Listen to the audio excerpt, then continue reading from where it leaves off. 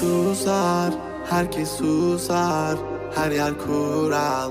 Yıkın duvarları, uğra, yanıma uğra.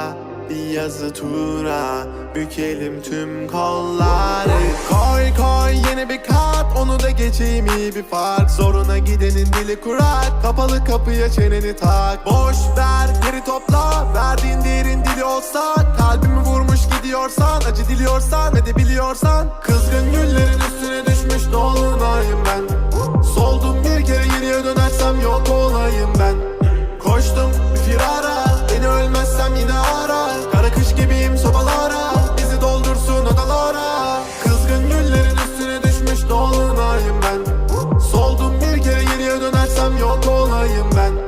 Koştum bir firara, beni ölmezsem yine ara. Kara kış gibiyim sobalara, bizi doldursun odalara.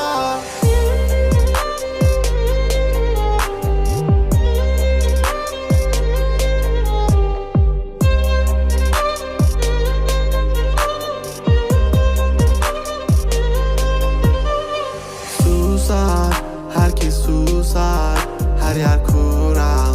Yıkın duvarları, uğra, yanıma uğra. Bir yazı tura, bükelim tüm kolları. Normale döneceğim, hayatım versin istediğimi. Zorlama düşerim, şeytan duymasın dinlediğimi. Koy baba gitsin fırlavan, zorlama kadere trip atma. Trip atma, trip atma. Normale döneceğim, hayatım versin istediğimi. Zorlama düşerim, şeytan duymasın dinlediğimi. Koy baba gitsin fırlavan, zorlama kadere trip atma. Trip atma.